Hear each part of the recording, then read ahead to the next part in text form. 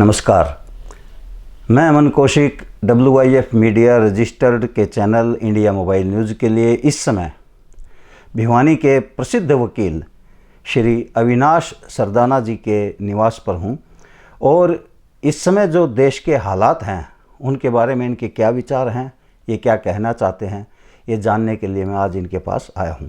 अविनाश जी, इस मुश्किल की घड़ी में आपने अपने विचार रखने के लिए हमें जो समय दिया, इसके लिए मैं आपका बहुत बहुत शुक्रिया अदा करता हूं।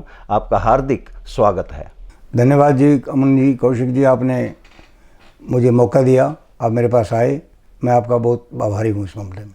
सरदाना जी, जैसा कि सभी जानते ही हैं कि हमारे देश के अंदर लॉकडाउन लगा हुआ है, तो ऐसे हालात में आप एक समाज के प्रबुद्ध व्यक्ति हैं, तो जो हमारी सरकार है, चाहे वो केंद्र सरकार हो या राज्य की सरकार हो, क्या आपकी दृष्टि में ठीक काम कर रही है? आपको क्या लगता है? इसके बारे में हम आपके विचार जानना चाहते हैं। देखो, नेशनल लॉकडाउन को मद्देनज़र रखते हुए मैं ये अपने पे कह सकता हूँ कि सरकार ये ठीक काम कर रही है और इसके पास कोई ऑप्शन नहीं था। अगर ये नेशनल लॉकडाउन जो 25/4 से शुरू हुआ था, अगर ये इससे पहले हो जाता तो और भी अच्छा था। और अब भी 25/4 के बाद देखेंगे कि जो रेशो है वो बहुत कम है, क्योंकि हम अंदर रहे हैं, बाहर सारे कंट्री के अंदर कामयाब रहा है लॉकडाउन, तो उसी कारण से ज़्यादा कोई महामारी इतना नहीं हुई और कोरोना इतना कामयाब नहीं हो सका। और अगर ये ना होता तो हमें दिक्कत हो सकती थी। हाँ, जबकि विदेशों में बुरा हाल है। हाँ, बाकी कंट्रीज़ का देखिए आप, इटली का देख लो, स्पेन का देख लो, USA में सबसे आगे देख लो, बाकी और कई कंट्रीज़ ऐसे हैं, फ्रांस भी है और भी हैं, गिनाएं तो बहुत कंट्रीज़ होंगे जहाँ पर कितनी एवरेज बहुत ज़्यादा है। अब देखिए USA के अंदर इतना बड़ा कंट्री है, हालांकि उसकी जनसंख्या इतनी नहीं है जितना पावरफुल वो है, वहाँ भी देख लो आप कितनी मौत हो चुकी हैं। तो इन हालात को देखते हुए सरकार ने जो है ये लॉकडाउन का ठीक निर्णय लिया है और ये यहाँ कामयाब भी हुआ है। एडवोकेट साहब, वैसे तो सरकार अपने स्तर पर हर प्रयास कर रही है, लेकिन आप हमारी भिवानी के गणमान्य व्यक्तित्व हैं और एक एडवोकेट भी हैं। यदि आपका कोई ऐसा आइडिया हो, आपको लगता हो कि सरकार को ऐसा स्टेप और उठाना चाहिए, तो मैं चाहूँगा हमारे इस कार्यक्रम के माध्यम से आपकी बात सरकार तक अवश्य पहुँचे। हाँ, मेरी ओपिनियन ये है कि जहाँ जहाँ भी, जैसे दिल्ली है, गुड़गांव है, फरीदाबाद है, अम्बाला है, यहाँ जहाँ जहाँ भी ये इतने मिल रहे हैं कोरोना के पेशेंट्स, तो हमें ये देखना चाहिए कि जहाँ जहाँ ज़्यादा हैं, खासकर दिल्ली में एकदम सीलिंग होनी चाहिए जी। क्योंकि आप देखेंगे, आप रोज़ हम TV पे देख रहे हैं, अखबारों में देख रहे हैं। अब दिल्ली से कोई आदमी ओबियसली अपने, अगर यहाँ उसके पेरेंट्स हैं या उसके बच्चे हैं तो मिलने के लिए आएगा, और वहाँ से वो कोरोना से इफ़ेक्टेड है तो यहाँ आने के बाद वो फैलेगा जी। इसी तरीके के। बाकी तो हमें ये चीज़ पूरी सीलिंग करनी चाहिए और इस लॉकडाउन को कामयाब रखना चाहिए। अगर वो वहाँ से आएंगे नहीं तो ओबियसली हमारे कोई आम ये पेशेंट कोरोना के नहीं हो सकते, हमारे कोरोना के पेशेंट। तो इसलिए काबू में नहीं हाँ, इसलिए मेरी ये फिर दोबारा ये प्रार्थना भी है सरकार से भी कि इस बात को मद्देनज़र जरूर रखें कि वो लोग आ ही ना पाएँ तो कोरोना कहाँ आएगा यहाँ। जी जी। अविनाश जी, देखने में आ रहा है कि भिवानी के लोग शाम के समय तफरी मारने के लिए बाहर निकलते हैं और थोड़ी सी पुलिस और प्रशासन भी थोड़ा सा ढील बरतता है, तो ऐसे हालात पर आप क्या कहना चाहेंगे? क्या सजेशन है, क्या सुझाव हैं आपके? कौशिक साहब, ये बिल्कुल आपकी बात सही है कि शाम को अगर निकल के हम भी देखें तो काफ़ी व्यक्तियों का आना जाना होता है, क्योंकि ये एक्चुअली क्या है कि सुबह 7 से 10 और शाम को 4 से 7, उस 4 से 7 का टाइम जो छोटी मोटी दुकानों पे करने का है, उस आड़ के अंदर पब्लिक आ जाती है और 7 के वो 8 बजा देती है।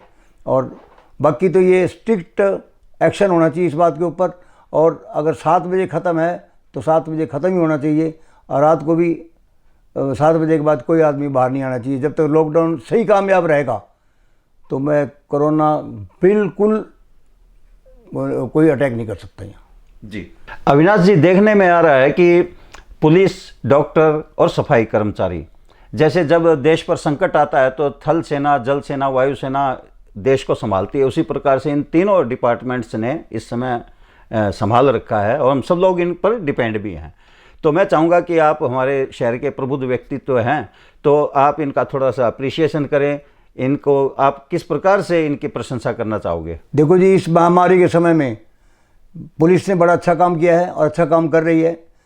हॉस्पिटल में भी अच्छा काम हो रहा है और बाकी सफाई कर्मचारी जो हैं वो भी लगे हुए हैं। आप ये देख रहे हो, रोज़ाना हम देख रहे हैं पेपर में, व्हाट्सएप पे, कि हर इसको जो सफाई कर्मचारी हैं इनको बाकायदा सम्मानित किया जा रहा है। तो हम भी खुद भी देख रहे हैं, मैं हुड्डा में रह रहा हूँ, हमारे यहाँ जितना काम है बहुत अच्छा चल रहा है और पुलिस भी बहुत सोच समझे काम कर रही है, पब्लिक के भले में काम कर रही है। तो they deserve to be appreciated. इनको हम ऑनर करते हैं, करना चाहिए हमें, और ये इनको सम्मानित करना चाहिए। अविनाश जी, आप भिवानी के सबसे समृद्धशाली स्थान हुड्डा सेक्टर 13 में रहते हैं, तो यहाँ के हालात कैसे हैं? यहाँ पर लोग शासन को कितना कोऑपरेट कर रहे हैं? सफाई के क्या हालात हैं? यहाँ पर जो लोगों की दिनचर्या है वो कैसी है? कृपया उसके बारे में पूरा शहर जानना चाहता है, कृपया उसके बारे में बताइए। देखो कौशिक साहब, मेरे को बड़ाई नहीं करनी चाहिए।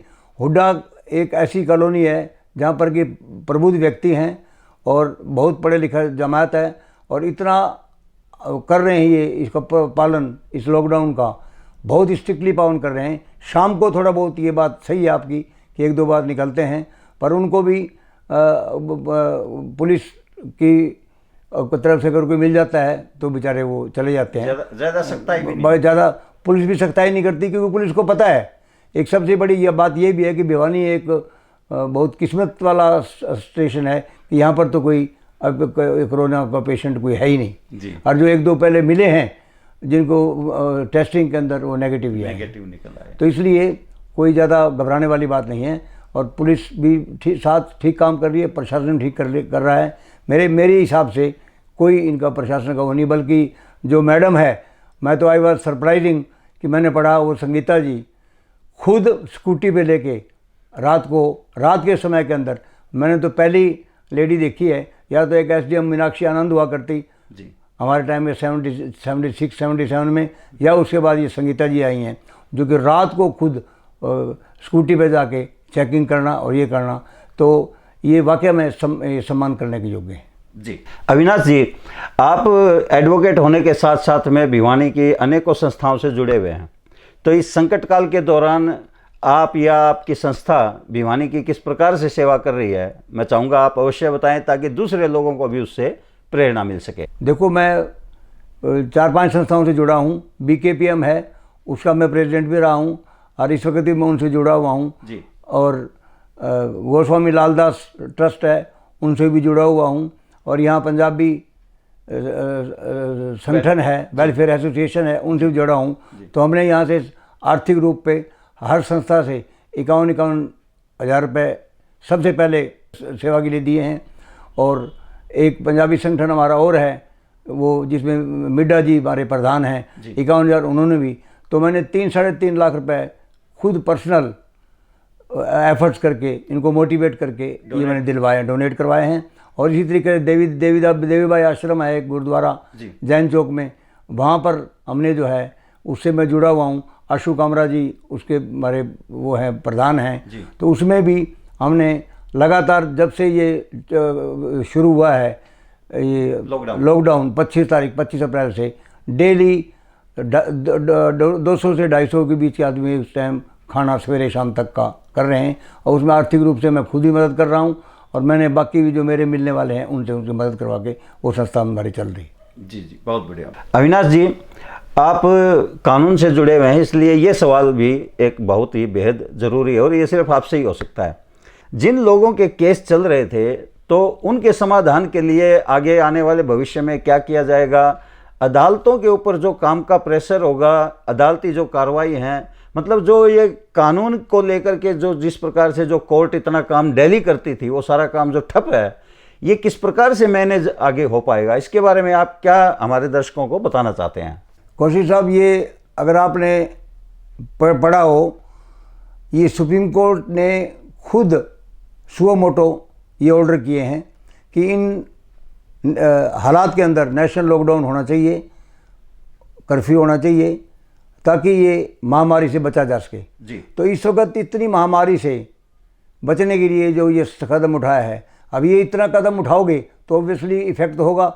आप तो केसों के बारे में कह रहे हैं, इकोनॉमी कहाँ गई हमारी? जी। आप देखिए सारी all over the world economy बिल्कुल डाउन होगी। अब जहाँ हमारे 4-5 हज़ार करोड़ का लॉस है स्टेट को, जी।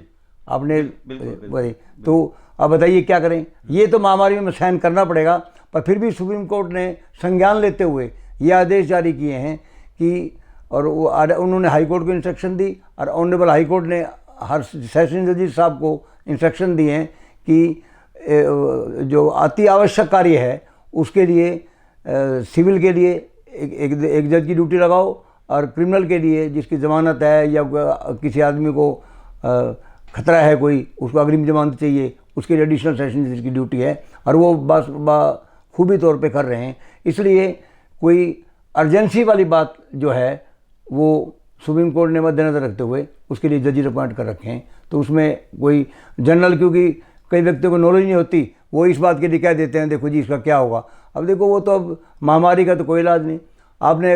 हमने तो बुक्स पढ़ी हैं, 1918 के अंदर ऐसी महामारी आई थी। इससे पहले? अच्छा जी। क्या हालात थे तब? उसमें ये हालात थे, ये महामारी आई थी, उसके अंदर 5 से 6 करोड़ व्यक्तियों की मृत्यु हुई थी। ओहो, बताओ। यानी कि हर 100 साल के बाद ऐसी महामारी आती है। कुदरत अपना रूप दिखाती है। कुदरत अपना रूप। क्योंकि अगर आदमी ये समझता है ना, ये बंद कर रखेगा हमने। अध्यात्म की तरफ से अगर कोई साहब देखो तो अध्यात्म में ये भी लिखा हुआ है कि जब आदमी किसी काबू में नहीं आता तो ऐसी महामारी आती है, कुदरत कहती है बेटे आप बोलो क्या करोगे। अब देखिए मैं बताता हूँ अपने प्रोफेशन से, मैं एडवोकेट हूँ। हमारे पर इतना ओवरलोडिंग काम है कि सुबह मैं 5:30-6 बजे उठ के 7 बजे इस ऑफिस में बैठ जाता हूँ, 9 बजे उठता हूँ, 10 बजे कोर्ट में चले जाते हैं। उसके बाद शाम को 6 बजे बाद फिर पब्लिक आनी शुरू हो जाती है, रात को 10 बजे होते हैं, और घर वालों को भी कहते हैं टाइम नहीं है, बाहर वाला है, अभी समय नहीं है। और अब देख लो कुदरत के लिए अब समय कहाँ गया तुम्हारा, अब बैठो तुम। जी जी। आपने अध्यात्म की बात की। लोग ऐसा मान रहे हैं कि हॉस्पिटल में पहले 2000 मरीज आते थे, लेकिन आजकल कोई भी मरीज नहीं आता। तो इस पर आप क्या कहना चाहेंगे? इसमें देखो, एक तो इस महामारी के डर की वजह से, अरे कुछ कुदरत ने इतनी मदद भी की है। अब देखो लॉकडाउन की वजह से आप देखेंगे कोई वो नहीं है, जल्दबाजी खत्म हो गई, लोग अच्छा खाने लगे हैं। हाँ बिल्कुल, वो है। हाँ, परिवार के साथ अपनापन मिल रहा है, तो इसलिए कोई बीमारी ही नहीं है कोई। पहले पिता पुत्र से बात करने में पोल्यूशन, महीनों अब देखिए दिल्ली में पोल्यूशन कहाँ है जी, क्योंकि अभी भिवानी में कहाँ पोल्यूशन है। अब आप अगर देखो तो आपको ऊपर देखो कि पक्षी, नए नए पक्षी आ रहे हैं जी जी, और वो पोल्यूशन के टाइम होते ही नहीं थे। छोटे छोटे तारे दिखते हैं जो पहले गायब रहते थे। क्या कारण था? पोल्यूशन से दिखाई नहीं देते थे। जी जी जी। अब पोल्यूशन खत्म है। पोल्यूशन, आधी से ज़्यादा बीमारी तो पोल्यूशन की वजह से होती है। जी जी जी। तो ये भी एक कारण है। अरे कुछ कुदरत का भी साथ है, दोनों बातें हैं। अविनाश जी, आप हमारी भिवानी के बहुत ही सम्माननीय व्यक्तित्व हैं। यदि आप कुछ कहते हैं तो लोग उसका पालन भी करते हैं। मैं चाहूँगा इस कार्यक्रम के माध्यम से आप हमारी भिवानी की जो जनता है उसको यदि कोई मैसेज देना चाहें तो हम आपके विचारों का स्वागत करते हैं। देखो जी, भिवानी की पब्लिक से मैं ये करबद्ध प्रार्थना करता हूँ कि इस लॉकडाउन को कामयाब रखें और बाहर मत निकलें, अंदर रहें, ताकि महामारी की चपेट में ना आ जाएं। क्योंकि ये अब इसका एग्जाम्पल है, अब रोज़ अब पढ़ा होगा आपने कि एक दिल्ली के अंदर, रोहतक दिल्ली के बीच में कोई रेडी वाला था, एक सब्जी बेचता था जी, और उससे 40 आदमियों को वो हो गए, इफेक्टेड हो गए, फैल गई वो। तो इसलिए हमें ये चीज़ देखनी चाहिए। ये नहीं देखना चाहिए कि ये रेडी जान लग रही, इनको को नहीं आया तो हमारा क्या होगा। तो आपको ये सोच के लड़ना चाहिए, एक भी आदमी आ जाए, एक आदमी से आने से उसके वायरस कितने आदमी को अफेक्ट करते हैं जी। बल्कि एक तो मैंने पढ़ रहा था पेपर में, उसमें लिखा था एक आदमी को 1600 आदमी को अफेक्ट करता है जी, एक आदमी जी। तो इन हालात के अंदर ये है कि लॉकडाउन को कामयाब रखो, जो सरकार कहती है उस हिसाब से चलो, और बाकी सब भगवान ठीक करेगा सर। अविनाश जी, मैं आपका दिल की गहराइयों से हार्दिक आभार व्यक्त करता हूं कि आपने अपने अमूल्य विचारों से हमारी जो दर्शक वर्ग है उसका मार्गदर्शन किया, और मैं आशा करता हूं भविष्य में भी इसी प्रकार से जब भी कोई बात होगी आप हमें ऐसे ही समय देंगे। आपका बहुत बहुत शुक्रिया, बहुत बहुत धन्यवाद।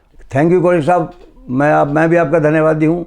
आपने मुझे समय दिया और बोलने का मौका दिया, और मैं जिस वक्त भी मेरी किसी भी किस्म की आवश्यकता होती है मैं हमेशा आपके लिए तैयार रहूँ। जी। तो दर्शकों, जैसा कि मैंने आपको पहले बताया, भिवानी के प्रसिद्ध एडवोकेट श्री अविनाश सरदाना जी के मैं आज निवास पर हूं, और जो मैंने 500 लोगों की लिस्ट बनाई है उनमें से एक और व्यक्तित्व मैंने आपके समक्ष रूबरू करवाया है। एक और शख्सियत के साथ जल्द ही आपके सामने पेश होऊंगा। तब तक मुझे अमन कौशिक को दीजिए इजाज़त। जय हिंद। जय हिंद। ठीक।